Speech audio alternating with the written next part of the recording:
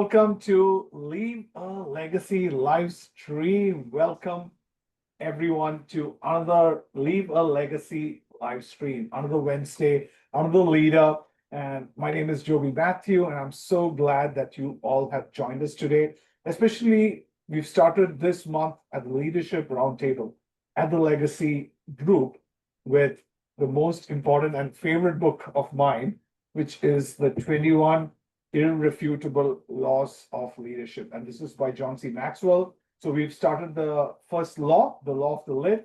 So we are continuing a 21-week journey with that. So if anyone is interested in jumping on to the Legacy X Leadership Roundtable, please do so.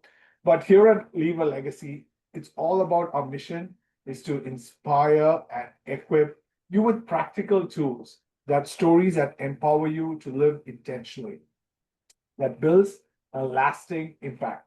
And of course, leave a legacy that matters. So today we're diving into a topic that impacts every single one of us, our health. And with so much of conflicting advice and health misinformation online, it can feel overwhelming to know what's truly right to our bodies. And that's why I'm so excited to introduce our guest, Matthew Rigoni. And so me and Matt, we are part of a networking group where I met him, share his insights, and I was like, Matt, you need to come in and share it to our group as well. So Matthew is an accredited practicing dietitian, sports nutritionist, and managing partner of R.E.A.L Health and Nutrition. He's passionate about helping people cut through the noise, make informed choices, and develop a sustainable, balanced approach to health and nutrition. And yes, as the title of today's session suggests, he'll even show us how we can achieve health and still eat cake too. I'm sure every one of you are eagerly waiting to hear that and how we could make that happen. So, Legacy X family, let's give a big round of applause to Matthew. Thank you so much, everyone. Amazing. It's absolutely exciting to be along here, everyone. Can you hear me okay? Everything's coming through?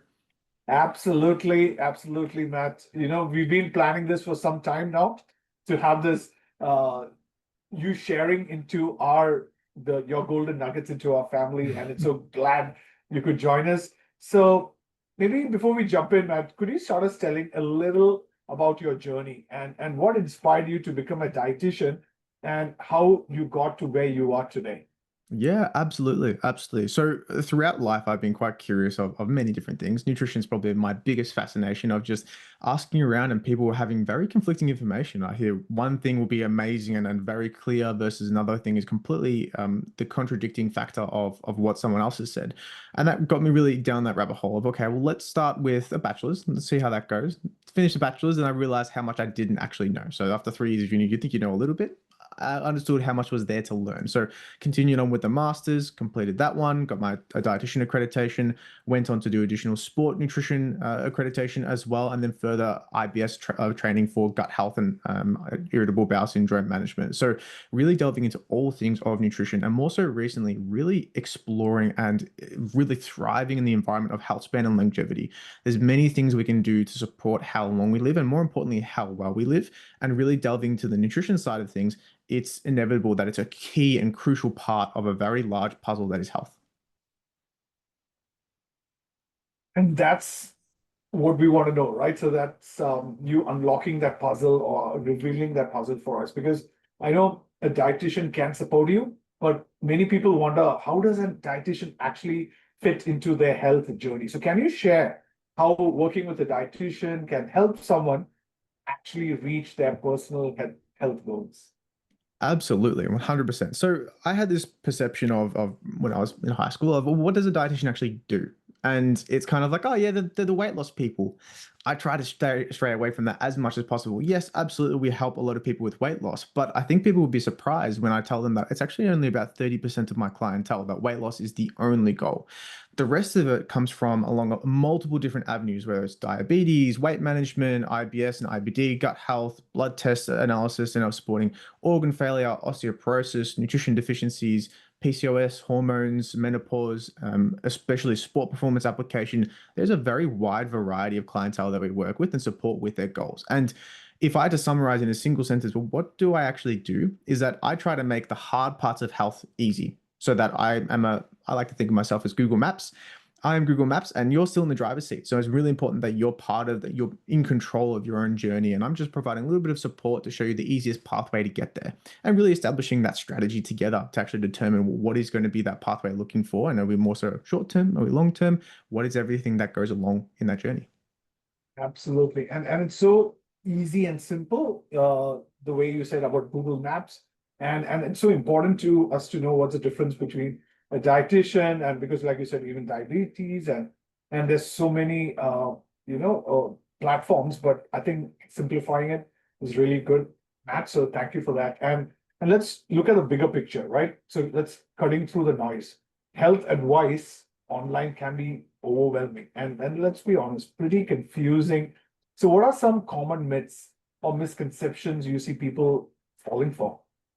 There's a lot out there, and I think it's very easy for myself to come on here as a professional in the health space and so-called an expert and really delving into things and having a certain opinion. That's really easy to, I guess, throw out there, and it's just another opinion in the aether of opinions on the internet. My view is a little bit different in terms of my goal is your goal. I just want you to get to where you want to be. How we do that is going to be determined on what you actually believe in, what do you think is the most effective, and then testing and retesting in that scenario. So going through a bit of an experimental process with ourselves and ensuring that the strategy that we're implementing is actually going to work. What's worked for you in the past, what's worked for you and in the future, potentially, and exploring the limitations of why it didn't work for you throughout that journey. And then really delving into, well, what are the key details? Often I hear it'll be keto or carnivore or paleo or a wide variety of different things, even veganism and things such as that. And they all have benefits, but really importantly, they all have detriments too. So understanding the pros and the cons of each scenario can be incredibly important, especially when moving throughout the nutrition space. What one, I guess, fat and misinformation aspect of one specific dietary style may work for some people, this may be complete opposite and very detrimental in other aspects, especially when we talk about chronic disease management, renal Mhm. dysfunction, heart failure, liver failure. They start to get quite messy in terms of, well, what is the key aspects? And usually I break it down instead of very broad blanket terms, we go specific micronutrients and macronutrients. Well, what do we actually need? What do we require to make sure that we're thriving, that we're really achieving those goals moving forward and breaking down those things moving as we continue on? So in general, there's beneficial aspects to all different kind of dietary styles, including something like keto or carnivore. I specifically will maybe explore carnivore when we've tried many, many different things and we haven't been able to come to a conclusion for specific autoimmune dysfunction. And we need to go through a systematic approach and a very hardcore dietary style to then reintroduce foods that are okay and test for what is actually causing the problems in our dietary intake. For things Mhm. like keto, it has many applications which are beneficial, many that are not so much. A big problem for all of these fad diets is that they're not as sustainable as potentially some other strategy could be. And that's where I come in and to make sure that the sustainability factor is there. So for things like keto, can be very beneficial for aspects using of keto in terms of diabetes management. But if we're looking for potentially some other areas and maybe cholesterol management, maybe we may not be focusing on the right areas. So there's key details and aspects and really important nuggets of information that we can use from each dietary style to really achieve the goals that we're looking for. Mhm. So that's I would say the need of the hour, right? Actually looking at every single aspect into it.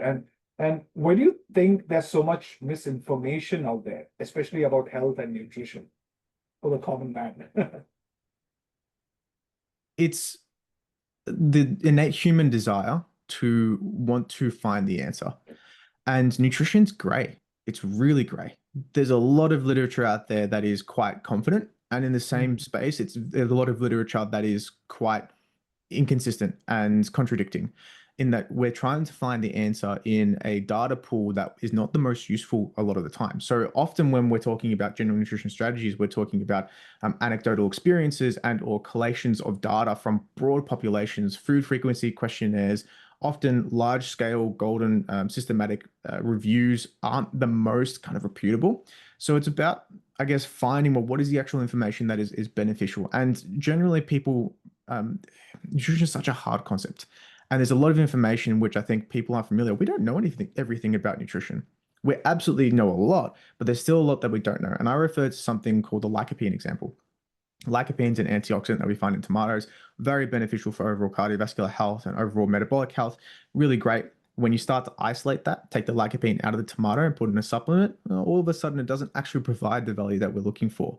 And why is that? Well, in the whole food, lycopene is protected by a carbohydrate matrix in which the antioxidant stays potent. And when we remove it from that food, we don't get that same benefit. So it's really ensuring that this happens all the time within nutrition and finding that, okay, well, what are the basics? What are the fundamentals that we understand? And how do we actually apply that? Because there's always emerging areas of literature and nutrition science. Some of them may be more founded in evidence than others. But I think if we move all the way back to the start of, well, why do we want to learn about nutrition in the first place? And to get to our goals, health goals, performance goals, and understanding that people are people. People just want to find the answer, and demonizing someone for a certain views may not be the best track throughout that. So I think there's a lot of information going on online, and people generally just want to help people, whether they're correct or not. That's a bit of a different story. Absolutely. And they get connected to information that they seem to want to hear, right? So that's also there. So Confirmation that's bias, absolutely. absolutely completely information bias.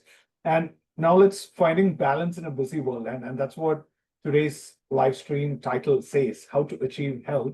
I need cake too. I love that balance. And I hope and pray that will be your response as well. But what does a realistic, balanced approach to health actually look like in everyday life? That's a great question. Really, really great question. So it really depends on, again, the circumstances, nuance in all of situations. But if we're to generalize to guess that the standard person, if you have to imagine just a general Joe Blow, your kind of normal person that comes around, there's a few things that we can put in place that really work towards our goals.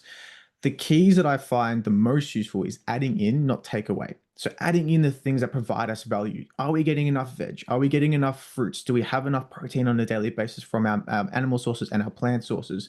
Do we have enough whole grains? Are we getting enough calcium? Ensuring that we're meeting the requirements that we need on a daily basis to thrive and achieve our goals is by far the most important factor.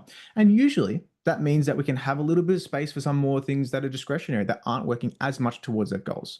But I think it's important to note that even something like cake can absolutely provide value. And not all things are created equal. So in more so recent times, even something like milk chocolate, which people consider generally not the most amazing of foods, has been shown to actually be correlated with reduced diabetes outcomes. So there's a lot of gray in terms of, well, what is actually good, what is bad. I usually think of more so working towards our goals versus less so working towards our goals, focusing on the things that provide us a lot of value. And usually along that way, we can absolutely fit some things that are a little bit more discretionary, a little bit more fun, a little bit more flavorful.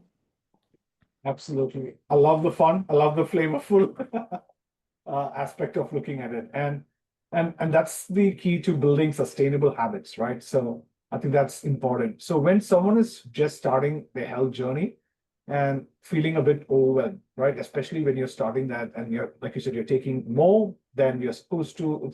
It's a change of the habit that you've been having over a period of time. What's the very first step that they should take? The very first step would be defining what do you actually want to achieve. And I think this is a really key, crucial point, and something that I don't if you see is acknowledged as much as I potentially would like it to. I put in all my pre-appointment forms for my clientele. Is that, well, what are your goals? And often I get a kind of single response where it'll be, I'm just looking for weight loss. But weight loss isn't potentially the actual goal that we're looking for. The goal is to be able to crawl on the floor with our grandson and have a fun time. The goal is to be able to climb that trail, that hike that we've been wanting to. The goal is to avoid having something like cancer coming around or avoid having heart disease like we've had in our family history. Really ensuring that we're familiar with why we're actually doing it. Because using something superficial such as aesthetics can be a really good motivator in the short term, but establishing that exact purpose for why we're going through something can be a really great spot. Then I generally recommend going on to determining what foods do you like and what foods do you not like? What do you like overall? Do you like exercise? Do you not like exercise? What are the barriers to your own success? And can you identify those for your own self, or do you need a little bit of help along the way? I very much appreciate a scope of practice in determining that my role is within nutrition, but I absolutely ask about sleep, stress management, psychological state, emotional well-being, overall systemic fatigue, additional areas that are outside of my scope to identify key areas that someone else may need to come in and actually provide that support from other areas. Mm, yeah, and that's so important that like we have someone like you who's got our best interest in heart, and and who's got that balanced outlook as well. So I think that's definitely ideal. And what could, because I'm sure in our Legacy X group, we've got corporate professionals, we've got entrepreneurs. So what are some small sustainable changes that can actually make a big difference over a longer period of time? Absolutely. This is an amazing question. So I often ask my clients, and this is a really confronting one for some people. So please do take a note that we're going to discuss things about weight loss shortly. What is the difference between someone who has a BMI of 23, being something like my body composition, to someone who has a BMI of 40, who is at the point very difficult to move around, can be quite limiting in some factors, over 20 years? What's the difference in Mars bars per day? And usually I get an answer of, I'd probably say an extra Mars bars per day, probably like 4 or 5 Mars bars per day extra compared to the BMI of 23. And often I'm surprised by, well, actually, the answer is actually one. It's 199 calories is the difference from a physical perspective. 199 calories is all it takes to get to the larger BMI. And the amazing thing about that is you flip that around and we're looking at the differences over time. That's a very achievable result for a lot of people, is that minor adjustment can make huge compounding results over time. And the same thing goes for a lot of micronutrient adequacy. For going through my standard kind of corporate client, hey, busy with work life, family at home. I've got my own business, plus I'm running multiple different things in the background. Very common story. It's about identifying, well, what are the key factors that are limiting us through our day today? Often it's time. Time is extremely limited, just shoving down food as quickly as we can, under acknowledgement of our hunger cues, and potentially not being as familiar with that overall food relationship as we can be. So slowing down can be a really valuable tool, but it doesn't necessarily mean we need to drop every single thing. It can just be being a little more attentive in terms of what are we actually consuming, and more importantly, enjoying the food. So I think the key factor some people miss out on is that you get more time to enjoy the food. So taking a little bit longer to chew, enjoying the ability to swallow that down, having water throughout that, ensuring that we're having spaced meals throughout the day, ensuring we can do with the regularity that we come along, can often make some really good journey and initial understanding of our initial barriers. And if that is a barrier or not, because often every person's quite individual, but there's a lot of things to discuss. So I'd start with understanding our hunger cues. Are we actually hungry throughout the day? Is it a psychological hunger? Is it a mental hunger? And then going through and trying to identify, well, what are the other barriers? Is it time limitation? Is it preparedness? Do we need to go through pre-prep meals? Do we need to order in some additional support? Do we have to get home cooked meals versus additional potentially frozen meals? There's lots of different variables that we can go through to identify, well, what pathway will work the best for us in that instance. And of course, family time can be quite hectic, ensuring that we're involved in the process of eating as a family as much as we can. Well, that's awesome, because I'm sure most of the professionals here are thinking about, wow, what's my food relationship? And do I actually listen to the hunger cues? So I think that's really a good wake-up call for people to just slow down and actually be more attentive to that process. And here it's all about health and legacy here at Leave a Legacy live stream. So we often talk about how the way we live today shapes the legacy we leave tomorrow. So from your perspective, Matthew, how does taking care of our health impact not only our lives, but also for those around us? I had this, I guess, revelation during my clinical placements at the Alfred and Royal Melbourne Hospital, where I was surrounded by these individuals who do an amazing job. The dietitians there are incredible. They're genuinely like hands down amazing. But I felt like I was doing damage control in terms of I was supporting people who have already had really negative thing happens to them. And I felt like I could provide so much more value outside of that. So hence I'm in this space of health span longevity, supporting people with the active management of disease and ensuring that they're able to provide that value to others. So prioritizing nutrition, prioritizing your own wealth and health can be an amazing step into supporting the people around you and engaging in that process of bringing up the health and ability for our communities to really thrive. So one conversation may have very inconsequential value to you, but to the other person can be incredibly influential in their ability to perform, in their ability to take care of others, and their ability to be amazing as they usually are on a daily basis. Mm, Wow, that's so important, and that's the legacy piece, right? Because and that's how we want to hear what does legacy mean to you, and it's so great that you're actually living that day in and day out and making that difference for people. Like you said, it's not, it could be for that grandparent who wants to spend more time with their grandchildren, or for that busy dad or the busy mom. So that's so great that you bring that into perspective. And as we are coming to the top of the hour, if you could leave with everyone watching today with one key piece of advice for the health journey, what would it be, Nathan? It's so hard to determine the one key piece that will solve all the problems, because I think that's what everyone's really looking for. It's, Matt, tell me just the one thing that I need to do that'll fix everything. What is the one thing that'll get everything sorted? And I think it really comes down to being attentive, being aware, and trying to identify, well, what are the actual barriers and do you need to adjust them? Sometimes I have people hyperfixating on, oh yeah, I had some chocolate yesterday. I'm like, okay, cool. Was it a block? Was it 2 blocks? Was it like 3 tubs of chocolate? It's like, no, it was one square. And there's such an emotional attachment to potentially the negative aspects of certain foods that we've lost the actual value of that one square. That one square is very inconsequential. I'm not concerned in the slightest. I'm more looking about the greater things. So I think my thing I will leave with you for today is focus on the things that provide you the most value, the things that have the biggest of impact. I really like to make this process as simple as we can with my clients. The smallest decision we can make for the largest return on investment of our health. That may be nutrition, that may be exercise, that may be your mental health. There's a lot of different things that you can go down, but do your best to identify what that is and move forward with your health accordingly. That's so amazing, because that's exactly the tip I give to my business clients. What is the smallest change that you could do to give you the biggest return? That's exactly, and especially like you said, it could be with your diet, it could be with your exercise, or it could be with your mental health as well. Thank you so much, Matthew, for sharing your heart. And I'm sure if our listeners on the Legacy X channel, if they have any questions, how do they get in touch with you? Can you share your maybe LinkedIn or your website, and maybe below this post as well, because you're part of our group, it would be great if you could maybe post that as well. So if people want to get in touch with you, so how can our Legacy X family get in touch with you, man? Absolutely. So I'm the head dietitian of R.E.A.L Health Nutrition. You can find me on my website.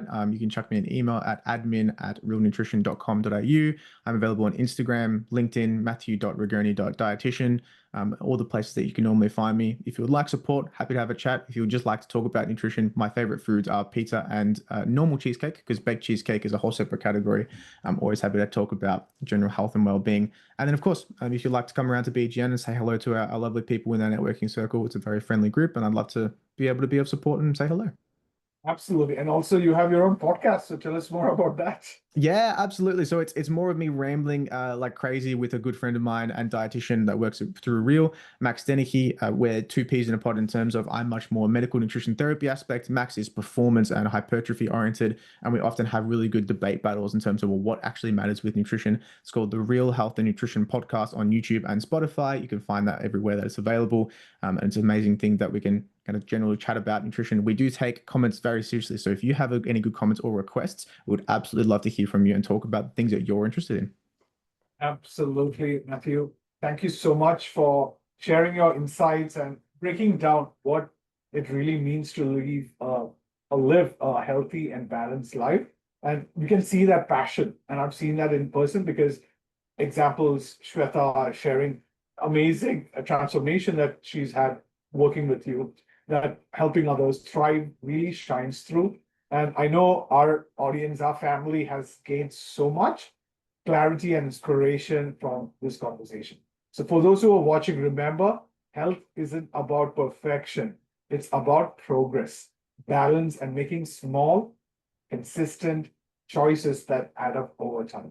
So if you like to connect with Matthew or learn more about his work, be sure to check out, below this post as well. We'll get all the details.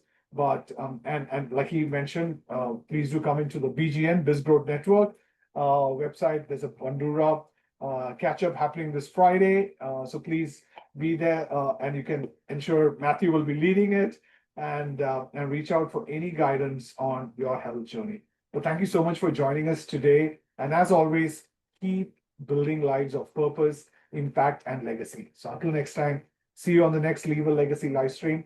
Thank you so much, Matthew, for your time. Thank you very much, everyone. Bye-bye.